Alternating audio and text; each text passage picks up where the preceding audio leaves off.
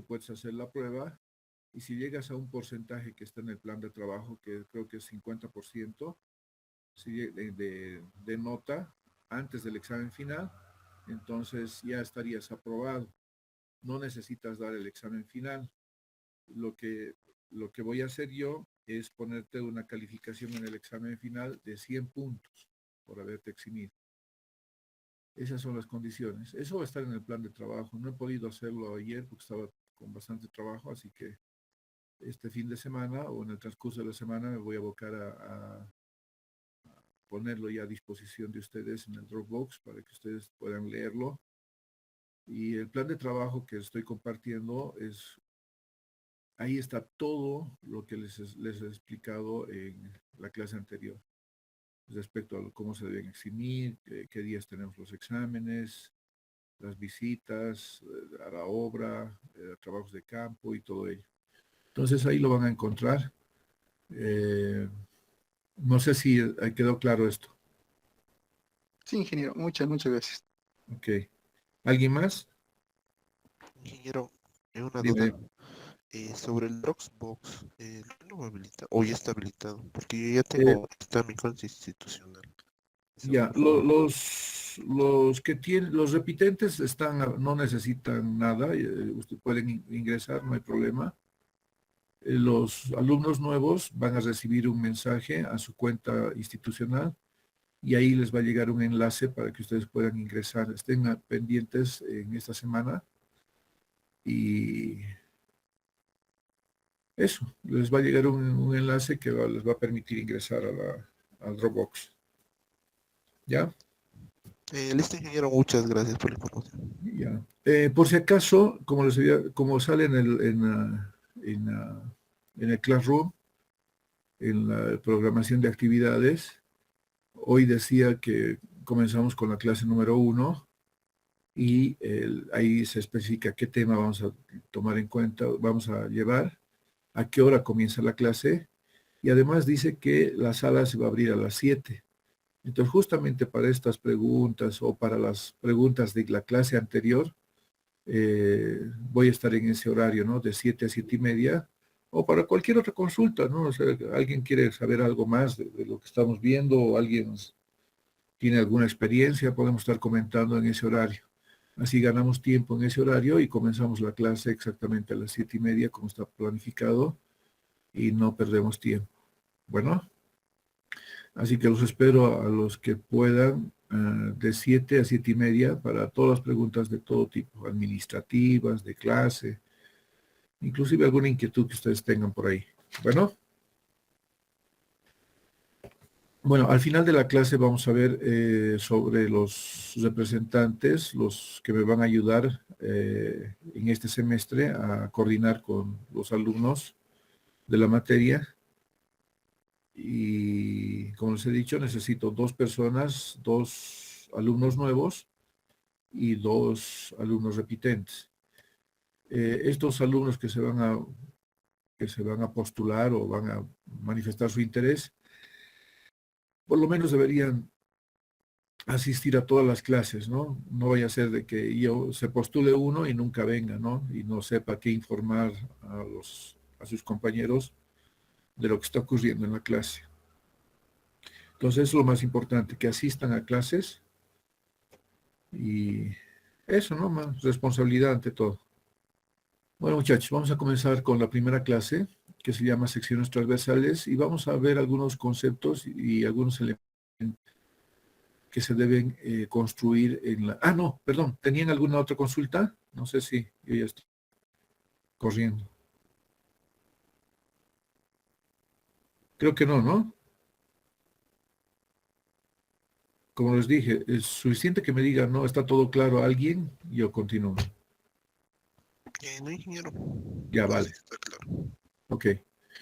Bueno, vamos a ver algunos elementos o conceptos de secciones transversales. Aquí nosotros denominamos secciones transversales. Si bien ustedes ya han visto, ¿no? En Carreteras 1, que es una sección transversal, pero quizás ustedes hayan visto solamente una sección muy simple.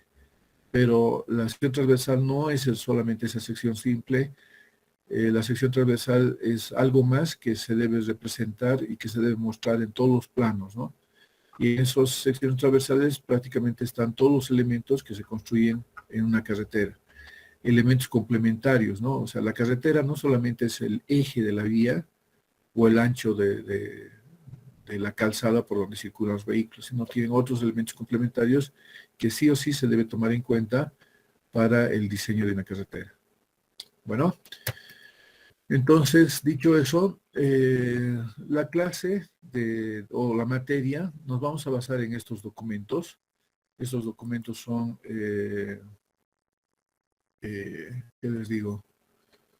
Eh, son importantes. Nosotros vamos a ver este documento. Voy a cambiar de color para que se vea mejor. Ya. Este es el documento, el que me voy a basar para secciones transversales, donde dice Manual de Diseño Geométrico. Este es el que nosotros vamos a ver en esta parte de este módulo. Ustedes van a ver en este documento que dice Manual de Hidrología y Drenaje, les va a servir para lo que es el drenaje vial, el otro módulo que vamos a ver. Después vamos a ver algo de materiales de acá, para la estructura del pavimento, materiales granulares. Y también vamos a ver de este manual lo que es el manual de asfaltos, para lo que es también la estructura del pavimento. Manual de ensayo de hormigones, eso a lo mejor ya lo han visto. Y dispositivos de tránsito, yo creo que esto lo van a aprender en JTP para complementar el proyecto que ustedes van a hacer. Entonces, nos vamos a abocar en este primer módulo a este manual. Con este vamos a comenzar. Y a medida de que vayamos avanzando, vamos a ir viendo los otros manuales que ya los he remarcado. Bueno, este es el manual del ABC que me sirve como guía para que ustedes aprendan todo lo que se debe hacer en un diseño de una carretera.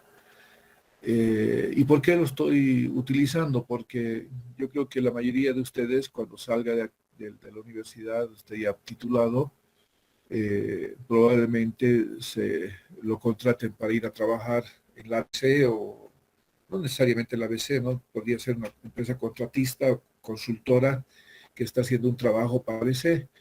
En ese caso, si estamos haciendo trabajos para la ABC, nosotros debemos conocer bien este manual de carreteras. Tiene 6 volúmenes inicialmente y así publicado en 2007. El hecho de que sea del 2007 no quiere decir que está desactualizado, ¿no? De hecho, deberíamos actualizarlo cada cierto tiempo, pero es el primero que ha salido y el primero que estamos utilizando. ¿Ya? Antes solo teníamos el manual de diseño geométrico, era o el único que existía, no había más, pero ahora sí se han elaborado estos 3 manuales. Estos de acá, estos los voy a remarcar aquí en uno solo, estos son más para realizar ensayos en laboratorio, por si acaso, ¿ya? Bueno, el 2012 también ha publicado la ABC 4 volúmenes, también los vamos a ver algunos, vamos a ver algo de aquí de conservación vial, vamos a ver vamos a utilizar bastante, y aquí van a sacar mucha información que les voy a ir diciendo. No quiero que me impriman todo el manual, quiero que solo impriman el ítem o la actividad que yo les voy a pedir. Aquí para ustedes sería esto, no vamos a ver nada de esto de planos tipo. Y aquí hay, aquí hay un manual de metodología para evaluación de proyectos viales. Esto tal vez les va cuando ustedes lleven formulación de proyectos, creo que si no me equivoco. ¿Está bien? Bueno, esos son los manuales que vamos a tener de base para poder llevar esta materia. Bueno, ya entrando en materia de este módulo, de este capítulo, del módulo de secciones transversales, he sacado del manual de carreteras, aquí está la fuente, la definición de lo que es una sección transversal. Dice, la sección transversal de una carretera o camino describe las características geométricas de estas, según el plano normal a la superficie vertical que contiene al eje de la carretera. Media compleja esta definición, pero lo que quiere decir que una sección transversal es esto acá. Entonces nosotros tenemos el camino, el terreno existente, que vendría a ser esto, el camino existente, perdón, el camino existente, el terreno existente. Este sería el 1, sería el terreno natural.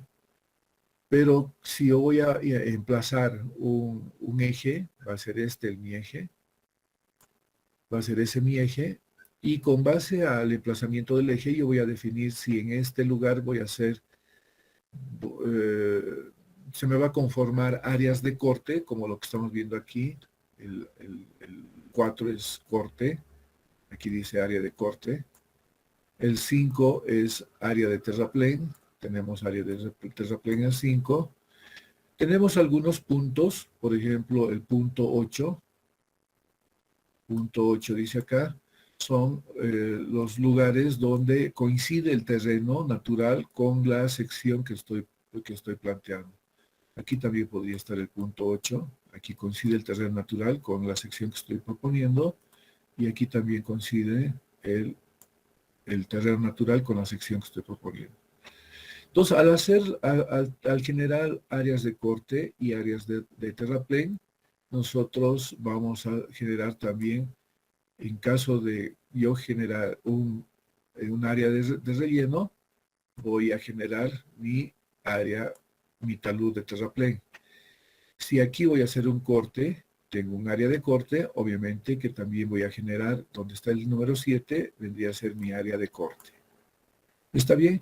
Eso prácticamente es la sección transversal que nosotros en carreteras, hasta ahí por lo menos deberíamos haber tenido conocimiento de cómo se elabora una sección transversal. Pero la sección transversal tiene muchos otros elementos que vamos a ver a continuación. No sé si tienen alguna duda hasta aquí. Está fácil, ¿no? Creo. No, ingeniero. Ok. ¿Cómo se obtiene una sección transversal? Normalmente lo que se hace es localizar o emplazar el eje de la carretera. Entonces, a ver si voy a cambiar de lapicito porque esto está muy grueso. Un momentito. Ahí. Bueno, dice o emplazar el eje de una carretera. Entonces, lo que hago es, si yo tengo el eje de la carretera ahí, eso es lo que estoy emplazando. Entonces, estoy poniendo por dónde va a ir mi carretera. Lo que debo hacer es generar puntos. Si esta sección, estoy viendo en planta, ¿no? Mi eje en planta ahorita. Esa línea que dibuja primero es mi eje en planta. Si en esta sección, por ejemplo, yo tengo terraplén, entonces es suficiente de que yo vaya generando secciones transversales con 7 puntos nada más. Voy a volver atrás. Ay, volviendo atrás, no debería haber hecho eso.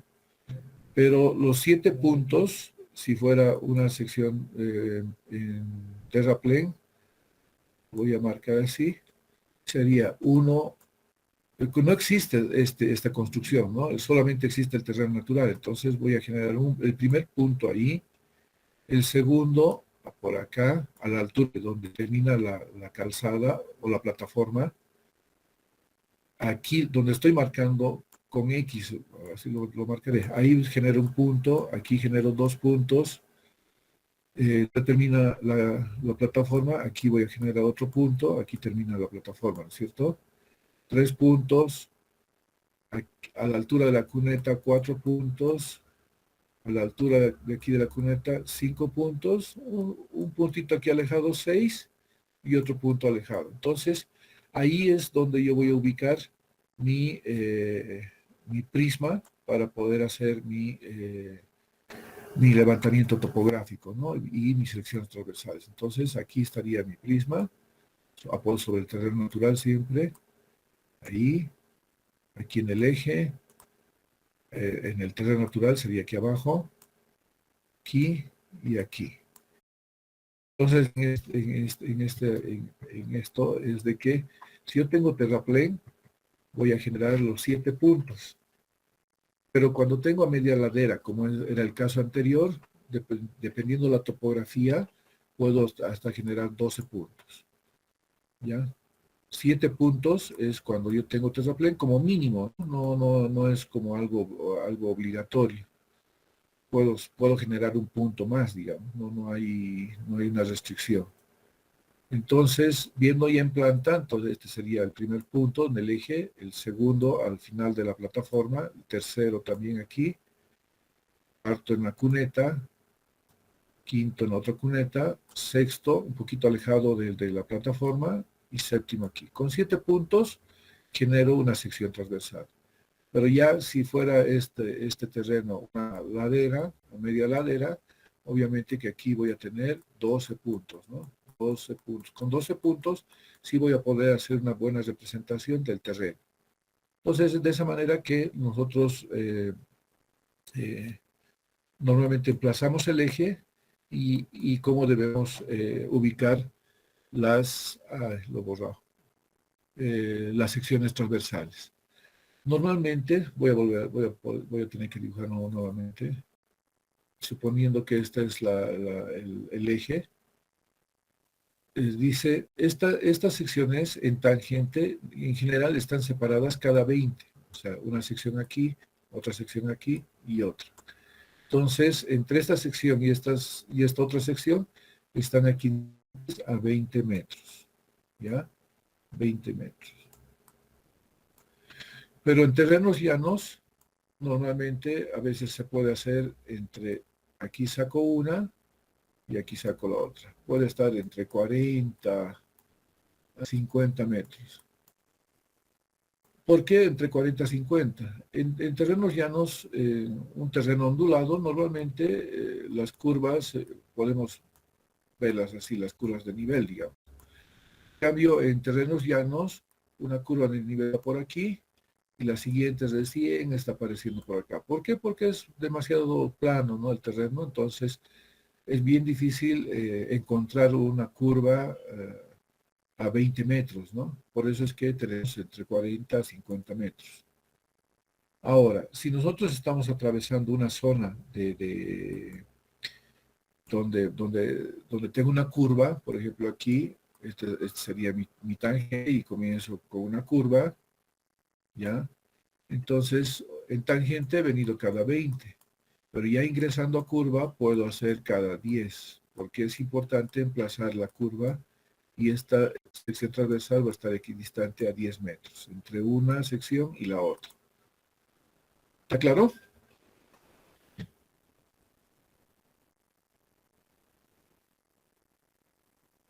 Hola, hola. ¿Hay alguien en Sí, clase? Ok. Bueno, Claro. perfecto, gracias. ¿Qué secciones típicas normalmente vamos a encontrar cuando nosotros hagamos este levantamiento topográfico y ya tengamos el diseño y lo emplacemos en la topografía que tenemos? Normalmente vamos a tener unas secciones en corte, como se ve acá. La línea negra que ustedes ven aquí, esta línea negra es el terreno natural. ¿Listo? Esto era inicialmente, pero de acuerdo al diseño, aquí me ha salido que yo debería hacer una excavación. Esta es la excavación que estoy haciendo y voy a llegar a una cota aquí de subrasante. ¿Ya? Subrasante. Entonces, esta sería una sección en corte, típica. Otra sección típica también es la sección en terraplén. Obviamente que aquí se presenta el terreno natural. Entonces lo que yo debo hacer es conformar capas con materiales seleccionados y llegar hasta la cota de subrasante. Esta no es la cota esta no es la superficie que está expuesta al usuario. Esta es la superficie cuando se termina de la ejecución del movimiento de tierras. ¿Ya? Eso quiero que lo tengan claro. Y finalmente vamos a tener una sección mixta, ¿no? Es una combinación entre corte y terraplén. Entonces aquí yo tengo un área donde estoy haciendo el corte y aquí tengo un área donde estoy haciendo el terraplén. Entonces cualquiera de estas me va a llevar a la cota de subrasante. ¿Está claro? Estas vamos a tener. Ahora, si yo tengo, digamos, un terreno así y tengo un talud acá y una plataforma así, ¿qué tipo de sección sería esta, la que he dibujado? Esta sería mi terreno natural. ¿Qué tipo de sección sería? Corte, ingeniero. Corte también, ¿no? No necesariamente el corte tiene que ser como lo que yo he mostrado ahí. No necesariamente tiene que ser como está acá, ¿no? Puede ser una sección parecida a esta también, pero igual eso no quiere decir que no deje de ser corte. ¿Está bien? Bueno, ahora vamos a ver en terreno cómo sería, digamos, esto, la línea negra que ustedes ven aquí sería esta, ¿no? Esta ha sido la línea negra. ¿Sí? Digo, debe estar lo bonito. Pero sí se entiende, ¿no? Esa es la línea negra que ustedes ven en este esquema, pero aquí en terreno natural, ustedes ven la línea negra, es esta acá, ¿sí? Ahora la línea roja vendría a ser este talud, el talud que estamos viendo aquí a la izquierda en el esquema, vendría a ser este, y este otro talud que están viendo aquí a la derecha, vendría a ser este, ¿no es cierto?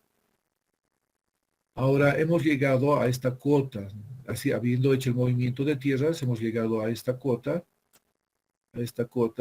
que nosotros denominamos subrasante. No se olviden de esto, subrasante.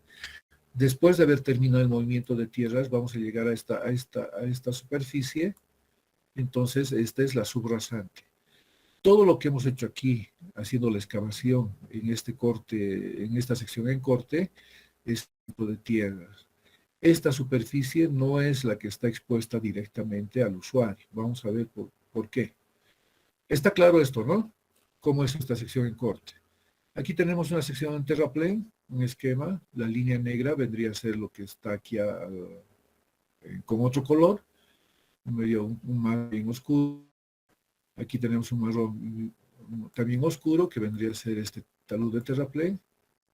Y la subrasante, esta plataforma, sería esta, ¿no?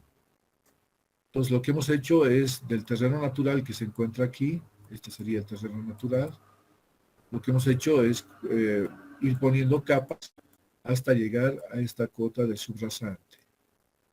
Subrasante. ¿Sí? Entonces, esto vendría a ser un terraplén. Este es un terraplén puro, o sea, solo se está haciendo terraplén. O sea, se está levantando plataforma. Mixta y es una combinación de ambos, ¿no? Aquí se comienza de esta manera a construir esto. Probablemente el tractor esté ubicado por acá. Entonces lo que va haciendo es va excavando así, va excavando hasta llegar a la cota subrasante.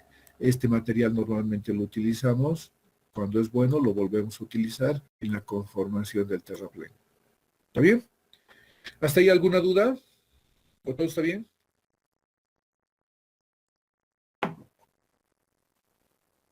¿Está Se claro, no? entiende, Sí, ingeniero. ingeniero. Ya, perfecto. Entonces, vamos a tomar aquí una sección mixta. La línea café que ustedes están viendo es el terreno natural y el diseño que nosotros estamos planteando o estamos proponiendo para la construcción, en este caso sobre ese terreno, la línea negra. Entonces ahí tenemos áreas de corte, aquí tenemos áreas de corte y aquí tenemos áreas de terraplén. Obviamente que al final estas áreas de terraplén y estas áreas de corte, como otras áreas que vamos a tener a continuación, vamos a poder determinar volúmenes, ¿no? Eso lo vamos a ver en el capítulo de movimiento de tierras. Bueno, ¿qué es la subrasante? ¿Qué es la subrasante? Es la última capa, o sea, nosotros llegamos a esta cota de movimiento de tierras. O sea, aquí en este caso hemos ido cortando, ¿no? Hemos ido cortando así hasta llegar a esta cota de subrasante. Esta es la cota de subrasante. En cambio, en el terraplén vamos a construyendo capa por capa hasta llegar a la última capa que tiene un nombre especial. Cuando nosotros hacemos la excavación, llegamos a esta cota Y la subrasante, en este caso, puede estar conformada por una capa de terreno natural. O sea, vamos a llegar a la excavación de tal forma que vamos a llegar a esta cota y no es en realidad una capa esto, ¿no? No es una capa, pero lo he puesto así segmentado para que ustedes vean que llegando a esta cota, esta ya se constituye en subrasante es el terreno natural que queda ahí expuesto, ¿no?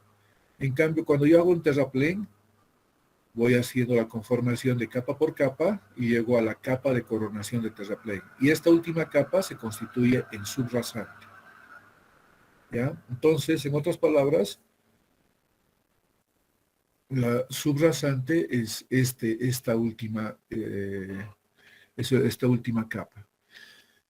Ya les he dicho que cuando yo hago el movimiento de tierra, siempre voy a llegar a la cota de subrasante. ¿Para qué me sirve esta cota de subrasante o este material al cual yo he llegado con los materiales que he utilizado y he llegado a esta cota? ¿Para qué me sirve? Nos sirve para fundación de la estructura de un pavimento. Ya están aprendiendo ustedes en qué consiste un pavimento. Un pavimento consiste en distintas capas conformadas una sobre la otra de materiales de buena calidad. No es cualquier material que se utiliza para la estructura del pavimento. De hecho, para construir el terraplén, para construir este terraplén, nosotros también tenemos alguna restricción, pero no son tan de buena calidad como los materiales que se utilizan en la estructura del pavimento. Entonces, cuando yo llego aquí a la cota de subrasante, he llegado a una cota el cual me permite tomarlo en cuenta como un suelo de fundación de la estructura del pavimento. Sobre esa subrasante o suelo de fundación voy a construir la estructura del pavimento. Lo que ustedes ven ahí ahora, todo esto nada más es la estructura de un pavimento que está conformada por capas granulares. Esta es una capa granular, esta es otra capa granular, de materiales de buena calidad. Son procesados o son seleccionados y son construidos con ciertas especificaciones donde se exige buenos controles de calidad tanto de los materiales como de la ejecución. Y al final de cuentas, cuando yo haya terminado esta última capa granular, voy a colocar la capa de rodadura, que es esa la que sí está expuesta al usuario. El usuario solo ve la última capa. Entonces, esta última capa vendría a ser la cota de rasante. Entonces, ustedes cuando estén construyendo, cuando vayan a obra, van a tener siempre estos dos términos. Subrasante, que es después de haber concluido el movimiento de tierras, y rasante es cuando ya he construido la última capa de la estructura del pavimento. ¿Está claro hasta ahí? ¿O alguien tiene alguna duda? ¿O alguna consulta?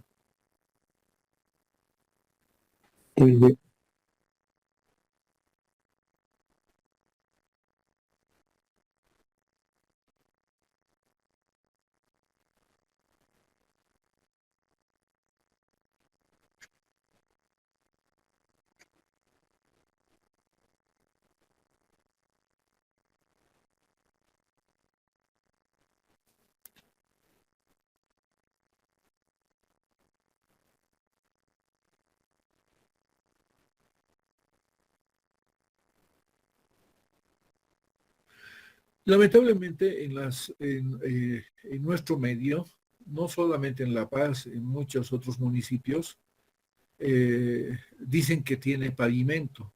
Bueno, para mí, por ejemplo, la misma avenida Mariscal Santa Cruz, antes era de tierra, dicen, yo no he conocido, no soy tan antiguo, pero era de tierra, y sobre esa superficie, a ver, aquí se los voy a dibujar. Era una superficie de tierra, la Mariscal Santa Cruz. Lo que han hecho ha sido nivelar, y antes que ustedes nazcan y antes que yo nazca también, tenía adoquines, ¿ya? Adoquines, ¿Adoquines se llama? Sí, ¿no? Son unas piedras, no sé si han visto unas piedras. No, yo por lo menos he visto que era adoquines. De hecho, hay unas fotos antiguas de la facultad, no sé si han visto por ahí, pero tenía adoquines. Son unas piedras que están cortaditas, parecen unos, más o menos, y están colocadas así, de tal forma que están emboquilladas con arena. Eso era lo que era la Mariscal Santa Cruz. Sobre estos adoquines le han puesto una mezcla asfáltica, ¿ya? Y bueno, se podría decir que esta es una vía pavimentada, ¿no? Porque tiene esas condiciones, tiene una capa de rodadura con mezcla asfáltica. Pero esto no quiere decir que es un pavimento, ¿ya? El terreno natural era este, la subrasante era este terreno natural. Sobre el terreno natural se han puesto adoquines y sobre los adoquines se han puesto mezcla asfáltica.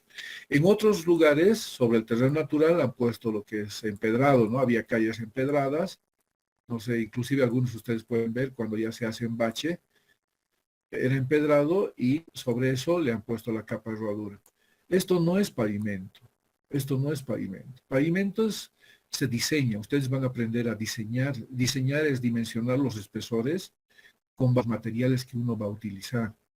Pero esto lo que normalmente se ha hecho en las vías urbanas de nuestra ciudad es colocar nada más una mezcla asfáltica sobre empedrado y sobre adoquines. En algunos barrios inclusive, yo he visto de que sobre el terreno natural le han puesto directamente la mezcla asfáltica. ¿Ya? Entonces, esto tampoco es pavimento, ¿no? Pavimento es esto, ¿no? Pavimento es lo que vamos a ver a continuación. Les voy a explicar con más detalle. Bueno, no sé si tienen alguna pregunta o está claro lo que he explicado. Ingeniero, buenos días. Buen día, dime, te escucho.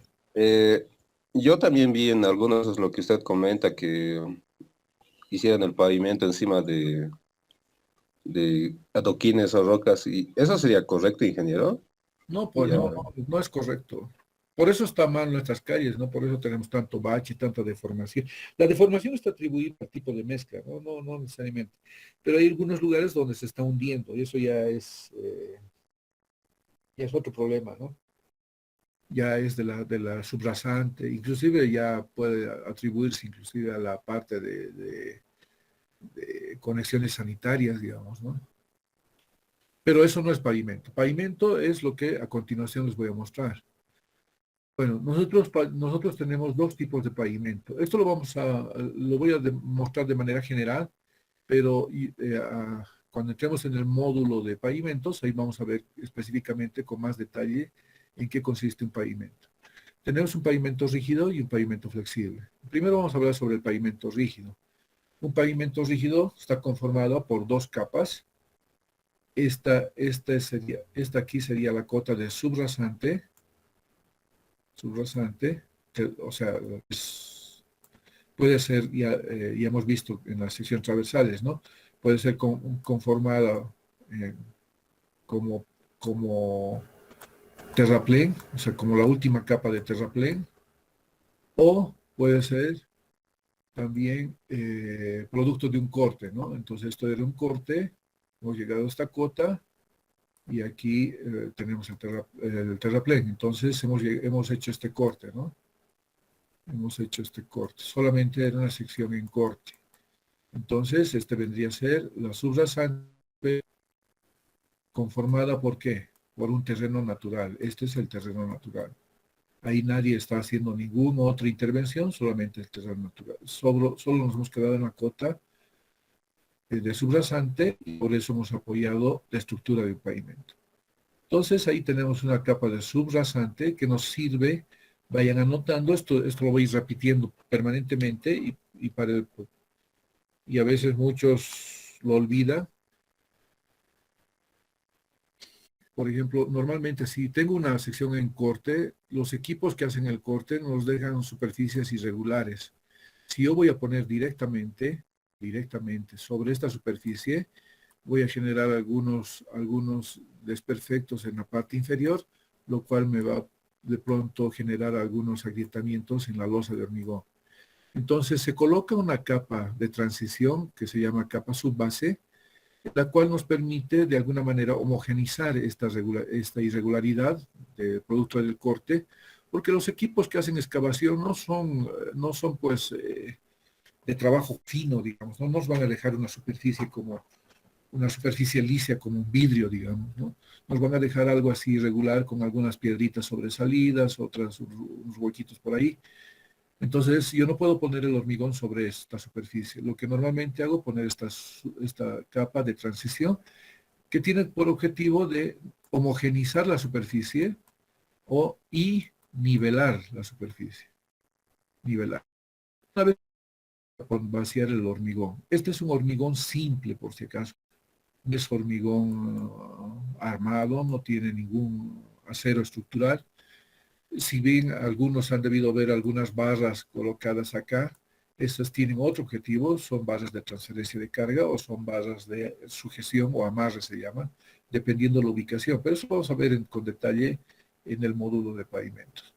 Pero no es un hormigón con acero estructural, simplemente es un hormigón simple. Entonces, este es el pavimento que normalmente construimos cuando es pavimento rígido. Por ejemplo, este tipo de pavimento en la ciudad, el único que ha sido construido con diseño que tiene su base y tiene hormigón, es la calle, la que sube del Cementerio Jardín, la Avenida Mario Mercado. Es la única que tiene diseño, tiene capa subbase sobre el terreno natural, sobre la subrasante, y encima le han puesto hormigón. ¿Ya? Ahora, un pavimento flexible, ¿en qué consiste? Tenemos igual la subrasante, ya sea producto de conformación de terraplén o producto del corte, pero en este caso tenemos capas de subbase y tenemos capas granulares de capa base. ¿Por qué tenemos este nombre y este otro nombre? Se diferencian por la calidad de material que usamos acá, por la calidad de capa, y en este otro también se exige otro grado de compactación, por ejemplo. Las densidades son diferentes, pero los materiales también son, porque los materiales son diferentes, ¿no? Entonces, en este caso tenemos dos capas granulares y encima colocamos una mezcla asfáltica o concreto asfáltico, que en definitiva esta es la capa que va a estar expuesta al usuario. ¿Ya? Ahora tenemos otro tipo de pavimento flexible que voy a poner acá, que también tiene lo mismo, ¿no? Tiene una capa subbase, tiene una capa base, pero a diferencia del anterior, tiene un tratamiento superficial. Es una capa muy delgada que también brinda una cierta comodidad. Hay muchas carreteras que están con tratamiento superficial en nuestro país. Entonces tenemos estos tres tipos de pavimentos que han sido construidos en el país, ya sea con hormigón, con concreto asfáltico o con tratamiento superficial. Ojo, la losa de hormigón es la que soporta, la única capa que soporta todas las cargas. El único material que soporta las cargas que son aplicadas por los vehículos que circulan sobre el pavimento. En cambio, en pavimento flexible, todas estas soportan la carga que es aplicada por los vehículos. O sea, soporta la capa de concreto asfáltico, la capa base y la capa subbase. ¿Está bien? En cambio, en un tratamiento superficial, las que soportan las aplicaciones de carga acá solamente son la capa base y la capa subbase. No soporta las cargas el tratamiento superficial porque no tiene aporte estructural. Es una capa de aproximadamente 1 pulgada que simplemente nos sirve para proteger o impermeabilizar las capas granulares y además darle comodidad al usuario, ¿no? Una comodidad superficial al usuario, pero no tiene aporte estructural. En este caso estarían soportando las cargas aplicadas por la capa base y la subbase. A diferencia del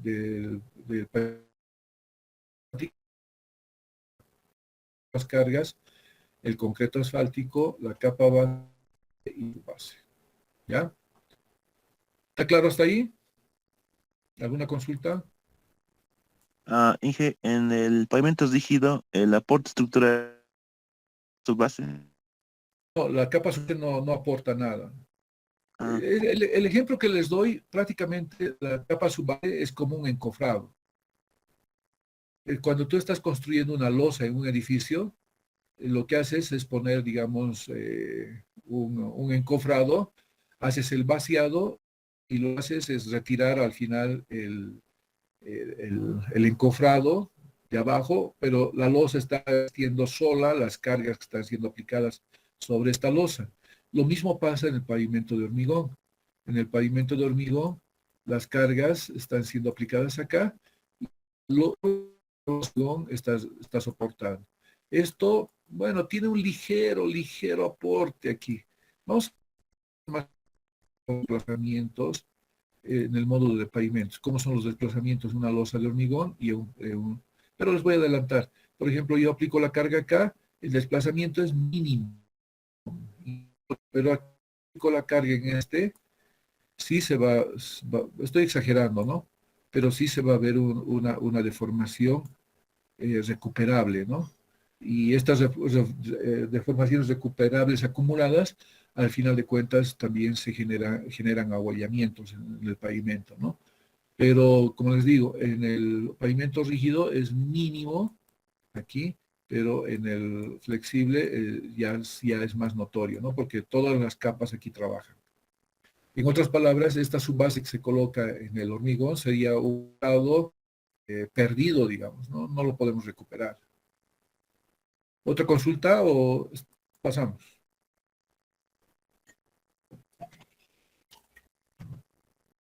Seguimos, ¿no? Sí, Inge. Vamos. Entonces, lo que les había dicho, en Carreteras 1 tal vez ustedes han llegado a representar este tipo de sección transversal con los elementos básicos, ¿no? Ahí tenemos un área de corte, un área de terraplén, el terreno natural y tenemos la subrasante. Hasta ahí me imagino que ustedes han llegado. No sé si en JTP han llegado a representar las secciones transversales. ¿Alguien me puede ayudar en esto? ¿Han hecho eso o no?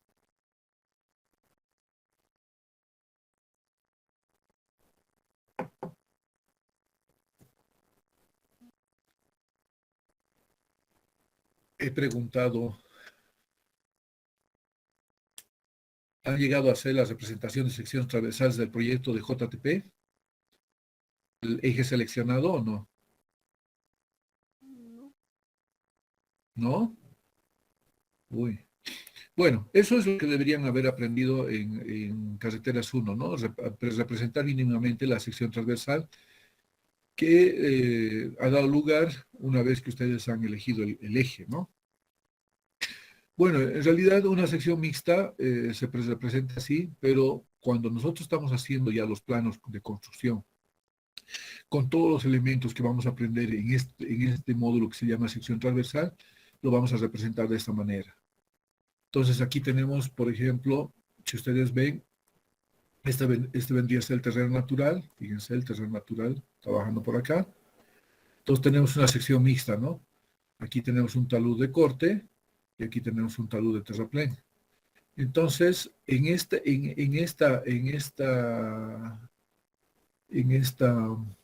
sección, aquí está la cota de subrasante.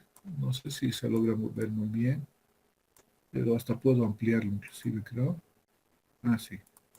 Ahí. Este vendría a ser la cota de subrasante. No sé si ven un manito. ¿Ven o no?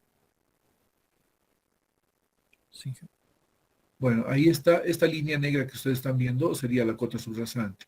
Y esta área media gris clarito vendría a ser lo que es el pavimento. La línea negra aquí que ustedes ven un poco más gruesa es la capa de rodadura, ¿ya? Bueno, vamos viendo detalles. Entonces, en esta superficie se emplaza lo que es la calzada.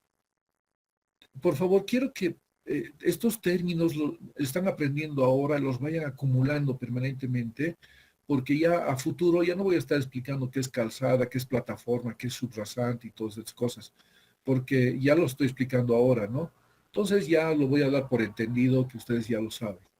Entonces, en esta sección transversal debemos representar lo que es la calzada, que es donde se encuentran los carriles. Por ejemplo, esta es una vía bidireccional, anoten bien esto, porque muchos se han aplazado por no saber hasta ahora qué es bidireccional. Justo cuando estamos haciendo el diseño de pavimentos, les digo, vamos a diseñar un pavimento para una carretera bidireccional, y no saben qué es una vía bidireccional. Se confunden con lo que nosotros tenemos acá, con una vía unidireccional, con dos, en este caso podría ser con dos o más carriles por sentido de circulación. ¿Qué es una vía bidireccional? Yo tengo un carril que está de ida y un carril que está de vuelta, de retorno. Esta es una vía bidireccional con un carril de ida y un carril de retorno. Entonces, si esta vía bidireccional tiene dos carriles, los dos carriles conforman la calzada, ¿ya? Normalmente, cuando tenemos la calzada, al lado tenemos lo que es la berma, la calzada, a los lados tenemos lo que es la berma. Después de la berma se construye el SAP, es el sobreancho de plataforma. Entonces, todo esto desde este extremo a este extremo vendría a ser lo que es plataforma. Como ya he mencionado, la subrasante vendría a ser la plataforma de subrasante hasta donde termina el movimiento de tierras. ¿Ya? El movimiento de tierras siempre vamos a llegar a la cota subrasante. Sobre eso ya sabemos que vamos a conformar la estructura del pavimento con capas seleccionadas, dependiendo del pavimento que quiera construir, ya sea rígido o flexible. Entonces, esto es lo que nosotros debemos representar en una sección transversal cuando tenemos todos estos elementos de una carretera, ¿no? Ahora, faja de obra es desde la última obra, el último elemento construido hasta el último elemento que se construye. Aquí tenemos una zanja, zanja de coronación se llama. Aquí le han puesto zanja de banquina, no es así, la banquina es otro. Vamos a ver más adelante. Huelga, no sé qué es. El manual de la carretera es así elaborado por una empresa española que tenía una sucursal en Chile, así que nos han por algún error, al elaborar este manual, se han incorporado algunos términos que nosotros no lo utilizamos, pero aquí dice huelga, ¿no? Después tenemos la faja de expropiación, que eso vamos a ver al final de este capítulo. Bueno, vamos, entonces, son así de esta manera que debemos hacer la representación de las secciones transversales con todos los elementos que se deben tomar en cuenta en la construcción de una carretera. ¿Está claro hasta aquí? ¿Alguna consulta?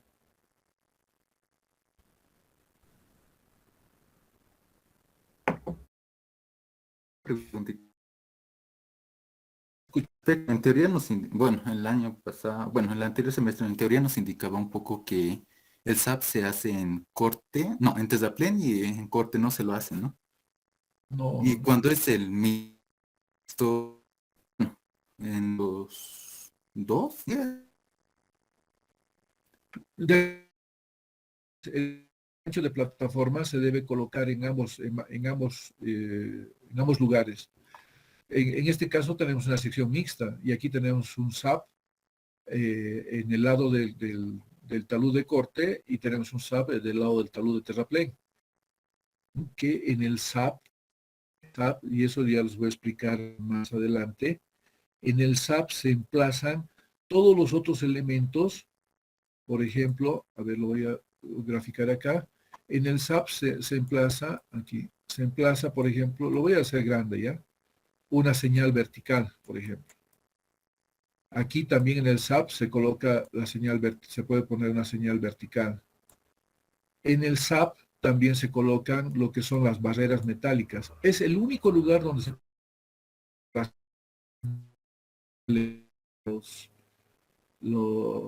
las señales verticales, o los elementos de seguridad, como podría ser una barrera New Jersey.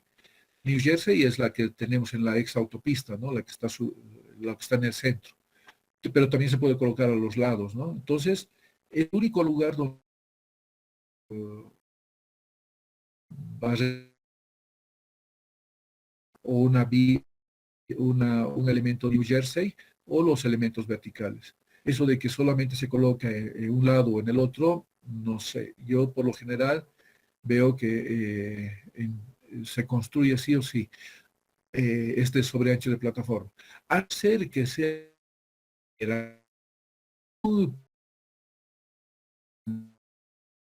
no sea necesario de plataforma, inclusive en la carretera, por ejemplo, que va de Cotapata a Santa Bárbara, es un terreno muy agreste, se emplaza un terreno en corte, y ahí, como no hay mucho espacio, tanto el SAP como la berma son lo mismo.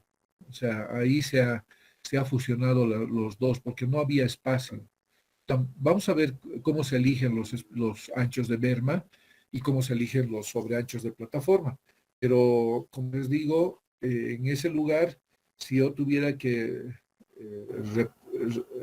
hacer lo que me pide el manual de carreteras en cuanto al diseño geométrico y la selección de los anchos de berma y la selección de los sobreanchos de plataforma, entonces tendría que tener un ancho mucho mayor y unas excavaciones muy grandes, ¿no? Porque no se olviden, Cotapata, Santa Bárbara, el terreno es así, ¿no? Y esperen un momentito, voy a cambiar de plumón, ¿ya? Entonces, lo que se ha hecho es construir ahí la plataforma, imagínense. Entonces, SAP y la berma son pequeños, el SAP y la berma aquí son muy pequeños. Ahora, si yo hubiera tomado en cuenta las recomendaciones que me pide el manual de carreteras, probablemente tendría una plataforma de construcción, o sea, esta plataforma de subrasante, tal vez mucho más ancha, me implicaría, digamos, mucho más grandes, poner en riesgo la estabilidad de esto, ¿no? Entonces, probablemente por ese hecho, en algunos lugares no se ha construido. Pero no es una regla general que esto no debe haber aquí, o tal vez aquí sí, o aquí sí, y aquí no, ¿no? Entonces, sí o sí, debería de plataforma, justamente para colocar esos elementos de la infraestructura que son también necesarios. No sé si hay había otra pregunta más que alguien quería hacer, creo. Sí, ingeniero. En ese caso de pendiente alta, dice de Cotapata Santa Bárbara, en el talud de corte, ¿no? Se extiende mucho, o sea, el terreno inestable en algunos lugares. Igual se coloca un muro de contención. Vamos a ver en este módulo, la última clase, cómo se define este talud de corte. ¿Cómo vamos a definir el plano inclinado del talud de corte? Pero eso lo vamos a ver en el módulo. Esperemos, por favor, no quiero explicar porque si no me va a faltar tiempo para esta clase. Pero sí lo vamos a ver, creo que es la clase número 6 o número 7, todo lo que es sobre taludes. Y ahí, por favor, me haces recuerdo de tu pregunta. Te prometo que la voy a responder ahí. Ya, está bien. ¿Alguien más?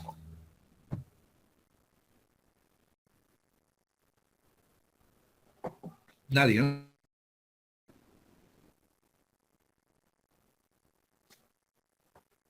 ¿Sí? Sí, ingeniero. Va. Bueno, lo que les había dicho, esta es una sección de una carretera unidireccional, anótenlo bien, unidireccional, unidireccional. ¿Ya? ¿Cuál es la diferencia entre dirección y bidireccional? La bidireccional es como los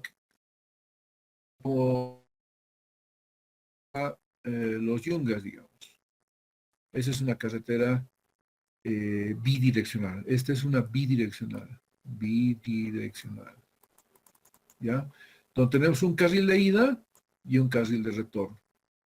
Si ustedes han ido a los yungas, espero que todos hayan utilizado esa carretera, o lo que era antes la Paso Duro. O sea, antes la carretera de Paso Duro era bidireccional, tenía un carril de ida y un carril de vuelta. En cambio, una vía unidireccional es lo importante de esta unidireccional es de que tiene un cantero central aquí. Puede ser con espacio, como está aquí, tenemos un espacio. Vamos a ver también una clase sobre cantero central. Tenemos un espacio que divide las dos calzadas. En este caso tenemos una calzada, quizás en este caso tenemos un carril de ida y otro carril de ida. Y en este caso podemos tener un carril de retorno y otro carril de retorno. Entonces, en este caso, una vía unidireccional tiene de 2 a más carriles. Puede ser 3 carriles inclusive, 4, 5, no sé. Pero una vía unidireccional tiene más de 2 carriles en un sentido de circulación. Lo que es la exautopista, por ejemplo. ¿Cuántos carriles tiene?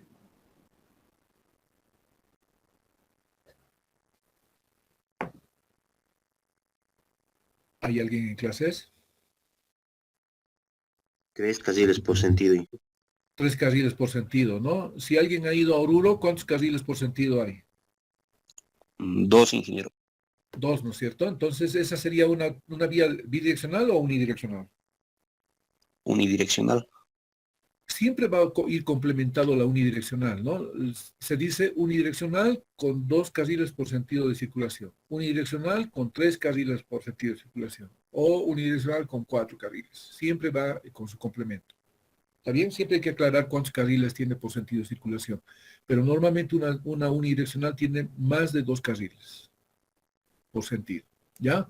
Entonces aquí tenemos igual, tenemos el terreno natural, fíjense, esta es una sección mixta, tenemos aquí el área de corte, todo esto hemos cortado y todo esto hemos conformado.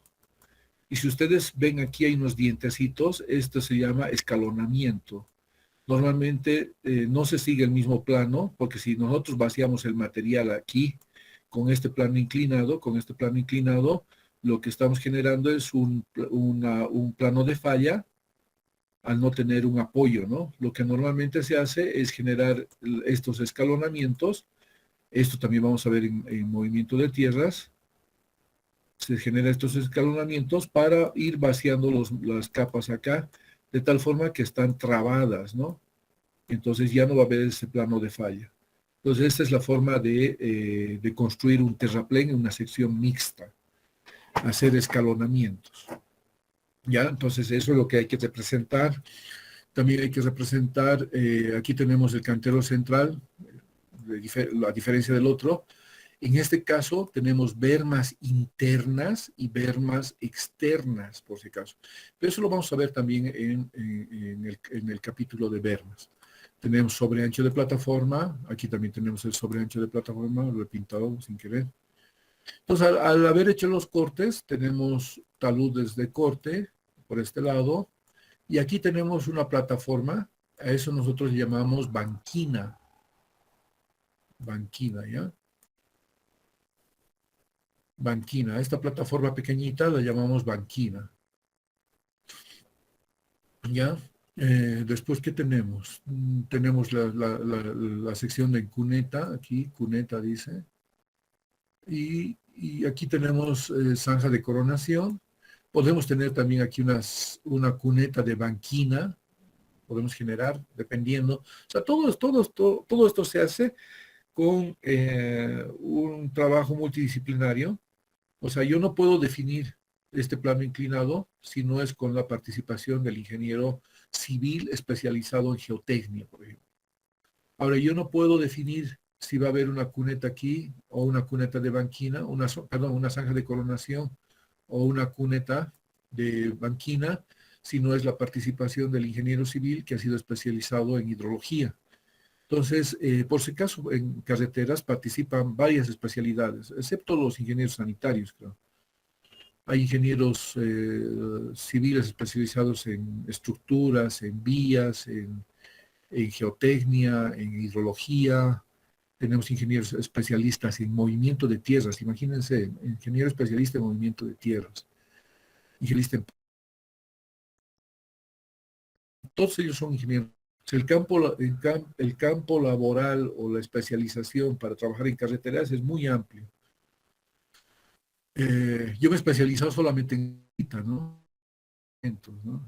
En esto aquí. Mi maestría la hice en solo lo que hemos visto atrás, ¿no? Pavimentos rígidos, flexibles, todo ello, desde el diseño, la construcción y la evaluación de pavimentos.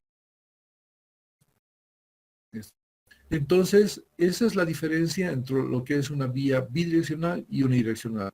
Tenemos siempre un elemento central que va a separar los dos flujos vehiculares, el de ida y el de retorno.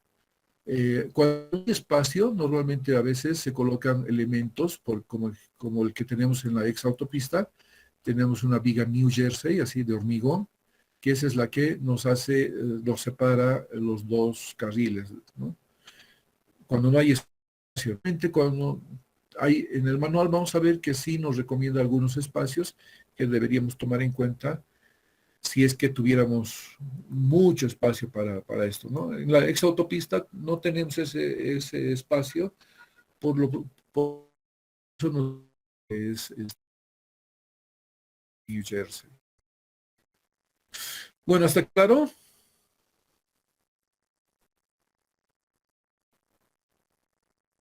Sí, Ok.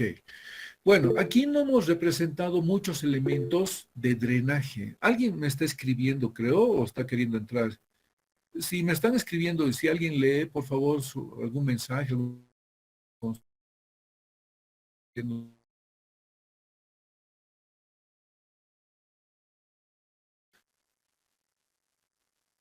Bueno, aquí no hemos visto muchos elementos de drenaje vial. Drenaje vial es muy importante en una carretera. Dicen que el drenaje vial cuesta muy poco, pero que en muchos lugares, en muchos proyectos han dicho, no, no pondremos esto, ya nos ha faltado plata, así que ya no le ponen esta cuneta. Aquí dice cuneta de talud, fíjense.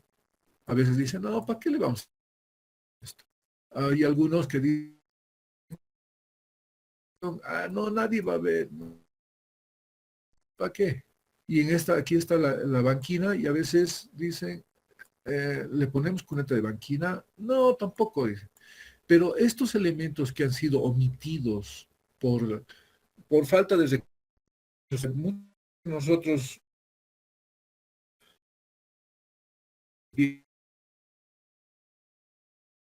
no en vano hemos estudiado, hemos aprendido, de hecho ustedes van a aprender en drenaje vial, dimensionar las alcantarillas. Las alcantarillas son las que atraviesan, por ejemplo, aquí podría haber una cuneta, pero está conectado a una alcantarilla que va a atravesar todo esto aquí. Entonces el agua que cae por aquí, colector, y hace este recorrido, ¿no? Por una tubería y va a salir por este otro lado, ¿ya? Entonces eso se llama alcantarilla. Eso también se dimensiona, ustedes van a aprender a dimensionar lo que es la alcantarilla y las cunetas, ¿no? Dimensionar si son cunetas de qué tipo, ¿no? Si no, obviamente lo tendremos que poner en práctica, ¿no?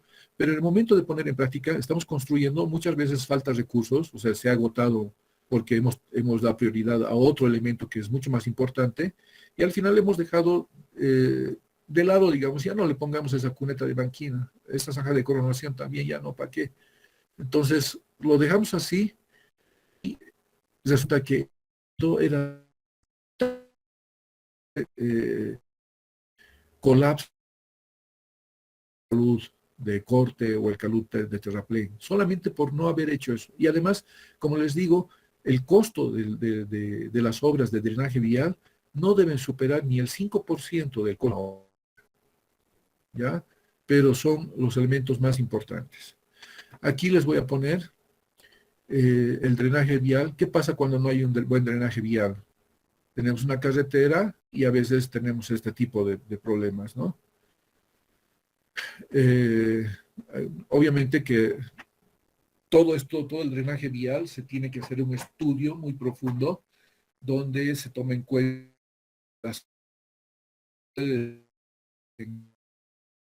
todo todas estas materias son las que le sirve al ingeniero civil especializado en drenaje, que va a poder utilizar esas herramientas para poder dimensionar tanto las alcantarillas, las cunetas y todo ello, ¿no? Inclusive todos los estudios que se hace de hidrología sirven para los ingenieros que van a diseñar un puente, por ejemplo. Entonces, muchas veces en una carretera no se ha tomado en cuenta muy bien estos dimensionamientos, y eso es lo que pasa, como lo que están viendo en la imagen, ¿no? Entonces, en zonas de alta precipitación normalmente tiene que haber bastantes elementos de drenaje para evacuar, para poder controlar bien estas aguas, ¿no? Esto es en zonas de precipitación. Estos son los problemas que se nos generan. Pero en zonas desérticas, por ejemplo, en el norte de Chile, carreteras no tienen drenaje, no tienen cunetas, no tienen alcantarillas. ¿Por qué? Porque no llueve en el norte de Chile. De hecho, no hay nubes. ¿Sabían, no? Que en el norte de Chile no hay nubes. Y por eso la NASA ha escogido no me acuerdo exactamente la población, un lugar donde han puesto los telescopios, puede ser, telescopios se llama, ¿no? Más sofisticados, poder escudriñar el universo. ¿Por qué? Porque está permanentemente despejado, ¿no? Nunca se generan nubes, no llueve. Así que, ¿alguien sabía de esto o no? De los telescopios que están Sí, puestos en el norte de Chile. No llueve, ¿no? Entonces, ahí no genera mucho problema el agua, pero sí, como en este caso, por ejemplo, este es un camino. No sé si logran ver. ¿Se logra ver el camino o no? Ahí está el camino, ¿no? Pero miren, aquí no hay agua, ¿no? El problema ya es otro. ¿Cuál creen que es el otro problema?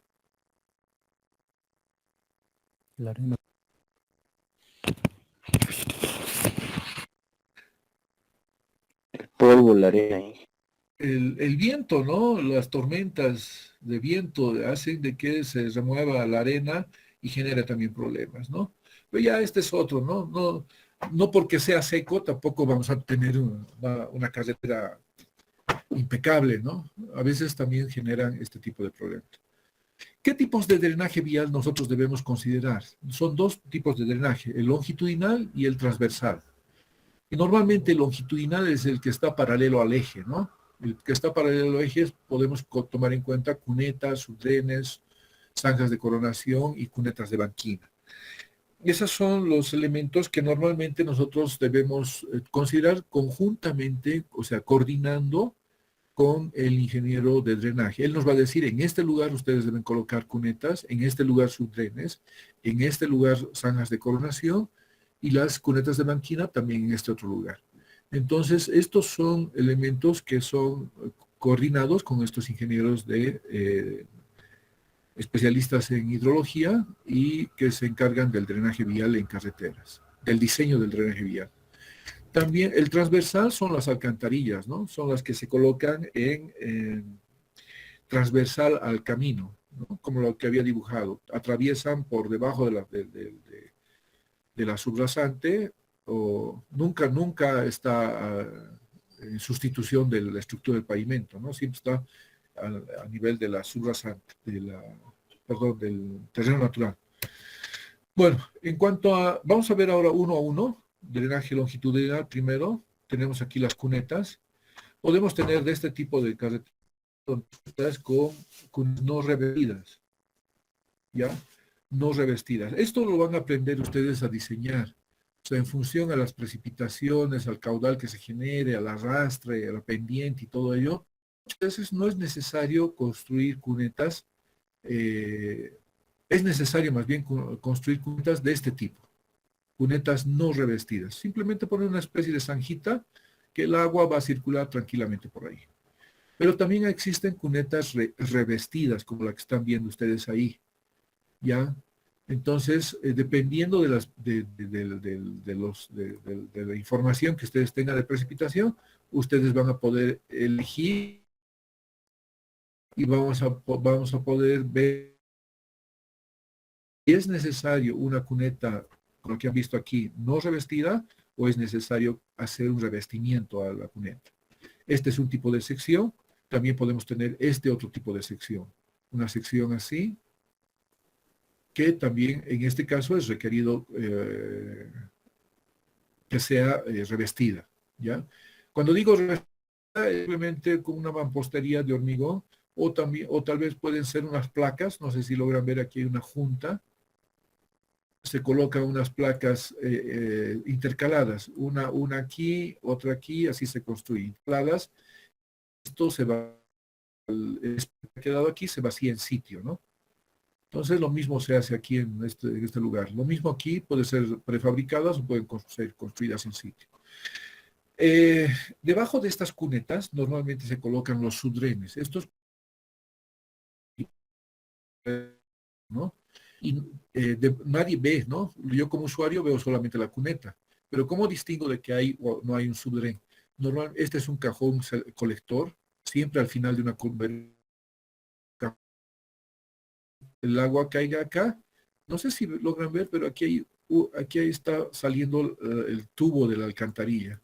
Entonces esto va a ser evacuado hacia el otro extremo, ¿no? Aguas abajo.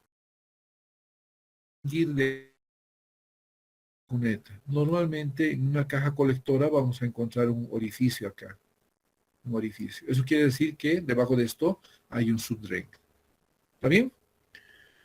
Bueno, los subdrenes son elementos que se construyen como lo que estamos viendo acá. Se coloca un geosintético, en este caso es un geotextil, y le ponen una base de material granular sin finos, o sea, material granular sin finos, y sobre esto se coloca un tubo, o sea, un tubo longitudinal, ¿no?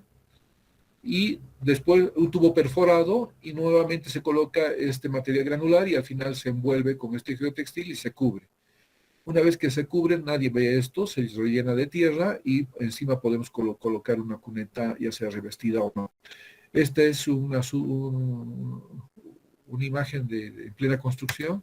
Aquí tenemos que también están construyendo pero esto ya más profundo. Aquí ya habríamos llegado a la cota, ya tenemos la capa rodadura, estamos en la cota rasante, pero aquí se está construyendo porque es necesario construir más abajo. Todavía estamos en la cota de subrasante. Sobre esto todavía tenemos que construir la estructura del pavimento, ¿no? Entonces aquí hay un esquemita, cómo se podría ver este subdren. Aquí está el talud de corte, aquí está la cuneta, puede ser, ya les he dicho, revestida o no revestida, la calzada,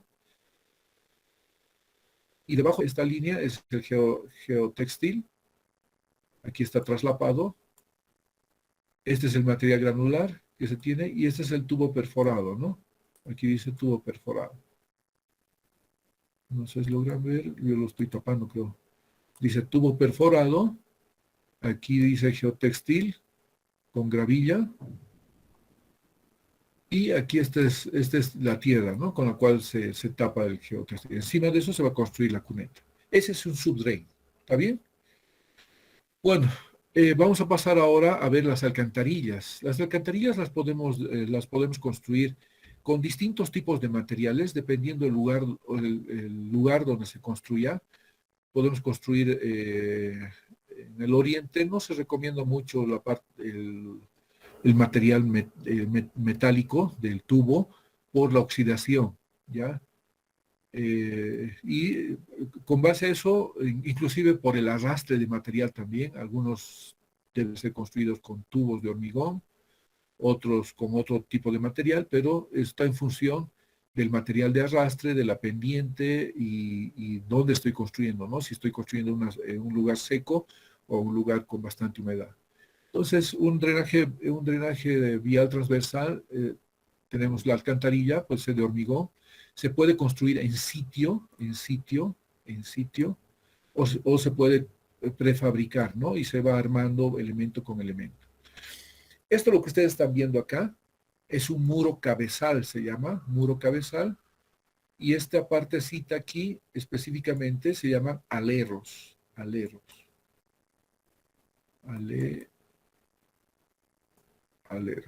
¿ya? Entonces se construye de esa manera, ya sea en sitio, yo pongo un encofrado y puedo hacer esta sección, o puedo construir elementos ya prefabricados y los puedo ir armando ahí dentro. Son secciones rectangulares. También en hormigón puedo construir las secciones circulares, pero en este caso voy a utilizar tubos que van a ser empalmados uno al lado del otro. Estos son tubos prefabricados. Esto sí que no lo puedo construir en sitio, ¿no? Debo construir con tubos, armándolos uno después del otro. Esta parte aquí frontal se llama el muro cabezal. Esta parte lateral se llama los aleros, ¿no? Hay tanto en ingreso y la salida. Bueno, alcantarillas simples cuando tengo solo un ducto, y cuando tengo más de 2 ductos, normalmente aquí le llamamos batería de 2 ductos, de 3 ductos, así le llaman, no sé por qué batería. Bueno, otra forma de construir es utilizando tubos metálicos. Si se fijan, también son placas que debemos empernarlas. Una vez empernadas, las emplazamos y tienen su base también que se debe construir bien de hormigón y demás cosas. Entonces este sería el muro cabezal y aquí tenemos su alero, ¿no? Entonces aquí hay una batería de 3 ductos. Aquí hay ya, con estos elementos metálicos, podemos construir varios tipos de secciones. Ahí a la izquierda teníamos sección circular y aquí tenemos una sección bóveda que nos puede servir, por ejemplo, en sustitución de un puente, por ejemplo, acá. Pero no, a veces no es recomendable, todo dependiendo del caudal, ¿no? Estos ductos se los conoce como estructuras Armco, porque este es el fabricante, el que tiene el monopolio. Son de fácil y rápido armado, de gran durabilidad, se emplean láminas de acero corrugadas, curvas y diseñadas para satisfacer requisitos geométricos estructurales en una infinidad de aplicaciones. Ya tenemos aquí, por ejemplo, las mini plate, es la que hemos visto primero, que es circular, y las multiplay nos dan distintas configuraciones, arco, elipse, perfil bajo, perfil paso inferior, ovoide, que lo vamos a ver aquí, fíjense. Entonces podemos construir distintos tipos de formas, desde la circular, aquí están los diámetros de 1,50 hasta 7 metros. Por ejemplo, aquí hay una bóveda donde tenemos una luz esta es la luz, de 1,80 a 6 metros, y una flecha, dice, de 1,40 hasta 4,7. Y entonces son varios elementos, varios tipos que los podemos construir utilizando estas placas. Por si acaso, estas son plaquitas, son pedacitos, así segmentos, que los vamos armando, ¿no? Ahora, yo no puedo utilizar una plaquita de aquí para esto acá. Son placas exclusivas para un tipo de figura que escoja acá, ¿no? Bueno, finalmente tenemos las alcantarillas en PVC. Últimamente también se ha utilizado estas. Son ductos. Aquí, como verán, no sé, se ve algo más blanquito. Y aquí se ve el ducto. Es de PVC. Son de diámetro grande. Son de distintos diámetros, perdón. No es único. Pero aquí tiene una goma, una especie de liga que se pone en una de las ranuras para empalmar con la siguiente, ¿no? Los tubos de hormigón se colocan, se emboquillan con hormigón, ¿no? Con lechada, con mortero. Los de metálicos, todos son armados con pernos, o sea, la unión se hace con pernos. En este caso, la unión está hecho con una goma, ¿no? Y hay tubos de PVC también de distintos tamaños. Bueno, aquí vamos a entrar a otro tema. No sé si sobre esto tienen alguna consulta sobre el drenaje vial, transversal y longitudinal. Bueno, todo esto lo van a ver con los ingenieros de JTP, y ustedes van a aprender a hacer el dimensionamiento de estos elementos, ¿no?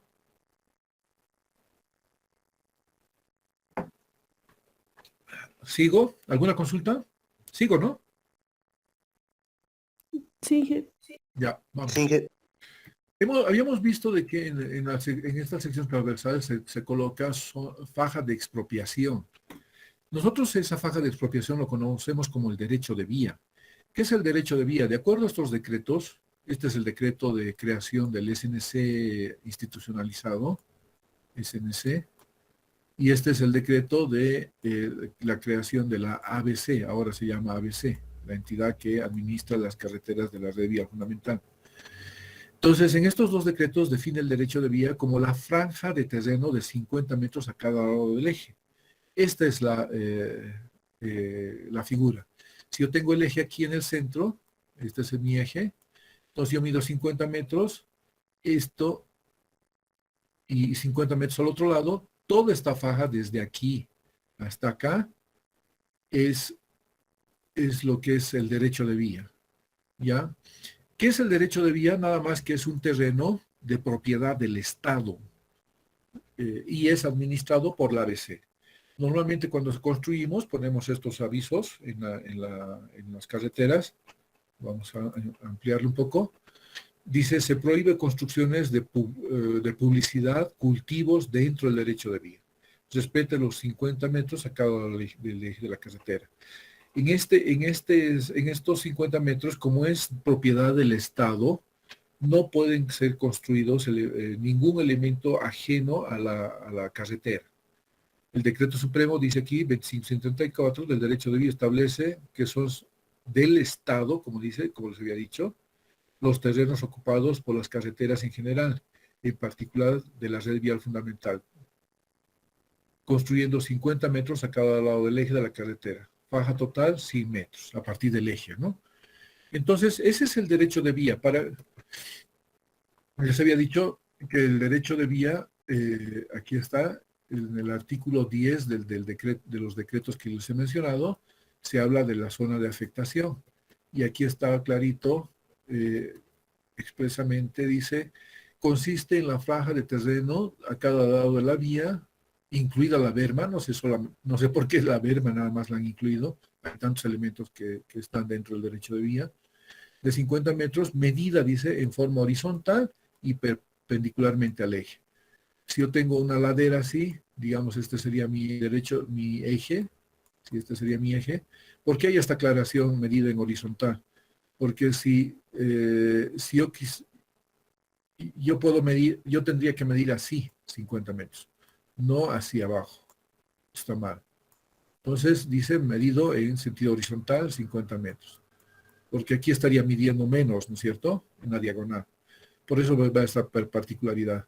Y si tengo en planta, digamos, esta es mi planta, yo no puedo estar midiendo 50 metros así. Tengo que medir perpendicular al eje. ¿Está bien? Vamos. ¿Para qué sirve este derecho de vía? Normalmente sirve para hacer futuras ampliaciones, para tener el espacio suficiente para ampliaciones de carril, me refiero, ¿no? Como lo que ha pasado en la Paso Oruro. Teníamos una vía bidireccional, lo hemos convertido en carretera unidireccional de 2 carriles por sentido. Entonces teníamos nosotros el espacio suficiente para poder trabajar en eso dentro del derecho de vía, ¿no? En esta zona no se deberán construir, dice que, miren, en esta zona de afectación no podrían realizarse obras que no sean compatibles con la seguridad vial. ¿Ya? No pueden autorizarse obras que no sean compatibles con la seguridad vial. Por ejemplo, yo no puedo construir justo al pie del talud de un terraplén, digamos, una casita para, pues, no sé, o café, o comida, no sé. Entonces, eso no es compatible con la seguridad vial, porque si yo tuviera, digamos, el terreno así, digamos, ahí, y normalmente los taludes se construyen, los más seguros se construyen más extendidos. Imagínense si yo construyo mi restaurante aquí.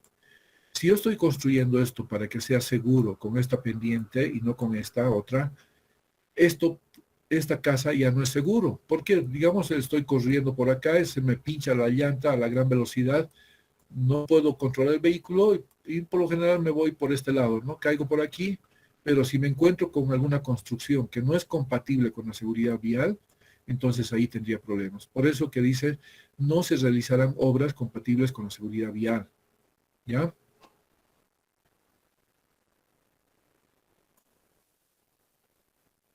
¿Qué más recomienda? Dice, solo se podrá autorizar alguna construcción por razones de interés general. ¿Me entienden? ¿Qué son elementos qué creen que son elementos que no deberían ser construidos dentro del derecho de vía? ¿Qué elementos no podrían ser? ¿O qué creen que ustedes no podrían ser construidos?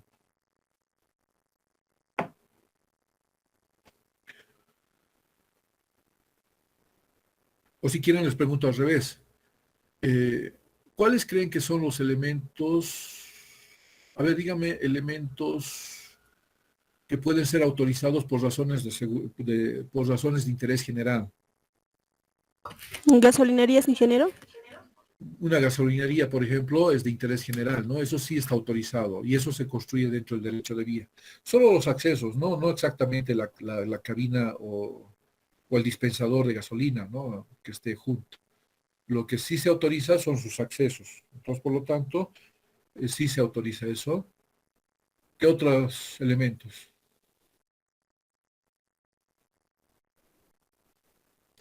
Pasarelas, ingeniero. ¿Perdón? Bueno, no es que se tiene que autorizar. La pasarela ya es un elemento de la infraestructura vial. Eso no necesita autorización. Es un elemento de la infraestructura vial.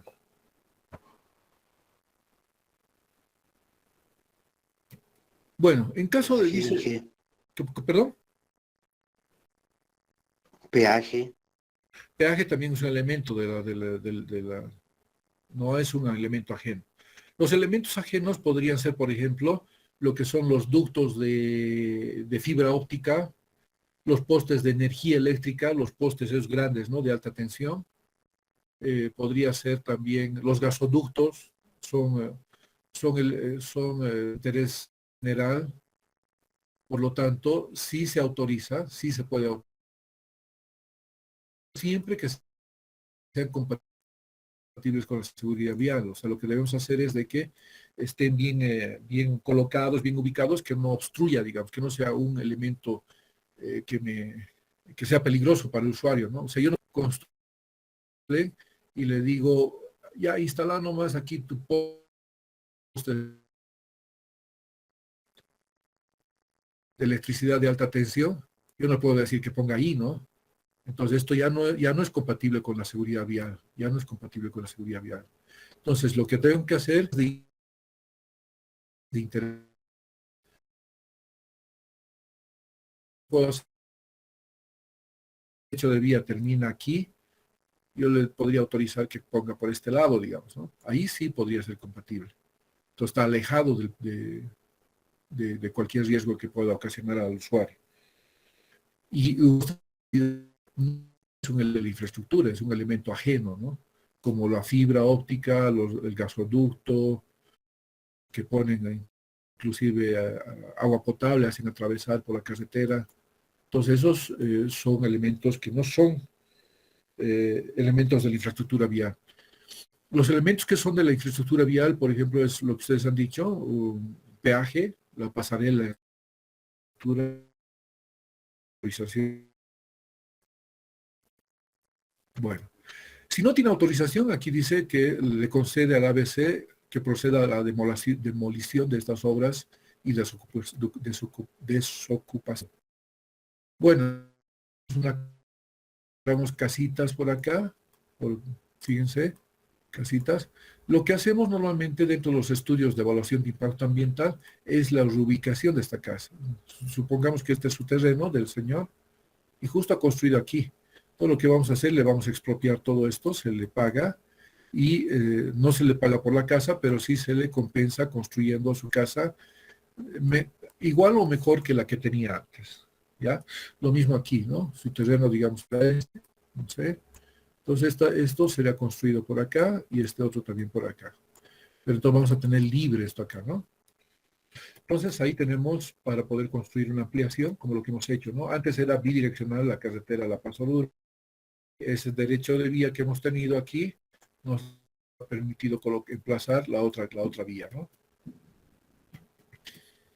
Bueno, dentro del derecho a vía sí se puede autorizar paso de ductos, pero no de esta manera, ¿no? O sea, la alcantarilla no es para que pase de esa manera, tampoco así, Fíjense, aquí está colmatando la alcantarilla. Hay algunos que utilizan para otros fines. Por ejemplo, aquí él estaba explotando el material y aquí había una cuneta, una zanja de coronación. Aquí en la ex autopista estaban construyendo, querían hacer un parqueo aquí. En la ex autopista, en un lugarcito, había antes, llegando a la ciudadela ferroviaria, había un montón de flotas y ahí estaban los lavadores. Y esto es lo que les decía. Fíjense, no sé si logran ver, pero aquí está la zanja de coronación. ¿Ya? Esto es para que el agua, cuando está escurriendo por acá, como había un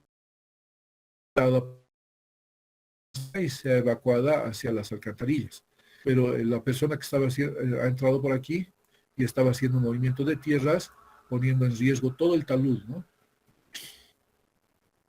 Bueno, esta es la carretera Cotapata. Algunos se han establecido a pesar de que se ha compensado. Este es un buzón, por ejemplo. Buzón es un depósito de material que no estaba compactado, solamente estaba depositado ahí y ahí han construido sus casas algunos. Bueno, fíjense, este es el peaje de Urujara, tendría que estar vacío, pero todos se han ocupado aquí dentro del derecho de vía, han hecho sus construcciones de a poquito. Entidades públicas como el SENASAC, por ejemplo, ha construido dentro del derecho de vía su cabina para controlar. Bueno, aquí hay algunas fotos de cómo está ahorita el derecho de vía en este lugar de Urujara. Antes estaba en Chuquiaguillo el peaje. Se ha trasladado acá justamente para que no haya este problema, ¿no? Ahora, no sé si ustedes cuando van a los Yungas hay una fila enorme para pasar este peaje, ¿no? Bueno, eso es lo que les tenía que decir. Ah, perdón, me había olvidado. Ha generado, recién en el año 2017 se ha generado la ley 966 de administración de lo que es el derecho de vía, el registro del dominio vial. ¿Qué quiere decir esto? Que nosotros estamos pagando expropiación a algunos propietarios, entonces ese sector o todo el derecho de vía que tenemos, con esta ley se lo va a registrar como en derechos reales como derecho propietario para la ABC. Entonces, esta ley ahora nos permite hacer el registro de esa área en derechos reales para el Estado boliviano, ¿ya? Y la ABC va a hacer este tipo de trabajos. Bueno, me he excedido mucho. No sé si tienen alguna consulta. Me voy a salir porque... ¿Tienen alguna consulta? Dime. En el caso de los asentamientos sobre el derecho de vía antes de la promulgación de la ley, ese tipo de asentamientos tendrían papeles para demostrar su derecho propietario. Lo que pasa es que antes los caminos también tienen su vida propia, así como nosotros, digamos. Yo nací, he estado en colegio, he crecido, he entrado a la universidad, estoy trabajando, moriré. ¿Ya? Entonces lo mismo pasa con los caminos. En algún momento un determinado camino ha sido un camino municipal, digamos. Luego ha sido el camino de la red departamental, de la gobernación, digamos. Y finalmente, por su tráfico, por la importancia que tiene, ha pasado a la red vial fundamental. Entonces, en algunos casos se les ha autorizado el derecho de vía como camino municipal. Para los caminos municipales no se requiere 50 metros, no es mucho pedir. Pero como se han ido estableciendo ahí algunas casas en alrededor de los caminos municipales, cuando ya han pasado de categorías de municipal a departamental y de departamental a fundamental, entonces ya este decreto se debe aplicar para la red vial fundamental. Por lo tanto, las casas han quedado dentro del derecho de vía. Entonces lo que hace el Estado es expropiarles y sacarlos del derecho de vía, ¿no? Eso es lo que normalmente sucede ahora. ¿Alguna otra consulta? Ah, perdón, me había olvidado, tengo que llamar lista, no se vayan. Una vez que llame lista, todos se van, por favor. Estoy llamando lista, no se mueva, pues lo está registrando. Mientras vas registrando, ¿alguna consulta?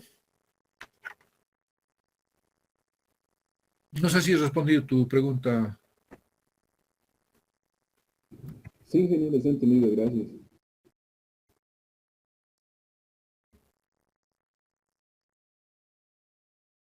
¿Otra pregunta por ahí?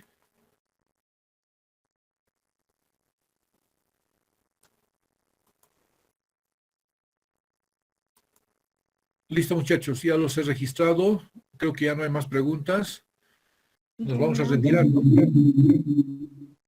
¿Alguien quiere preguntarme algo? Ah, me había olvidado. ¿Quién va a ser, quién me va a ayudar a coordinar en este centro de alguien? ¿O alguien quiere postularse? Escucho en este momento. Aquí dije yo soy repitente.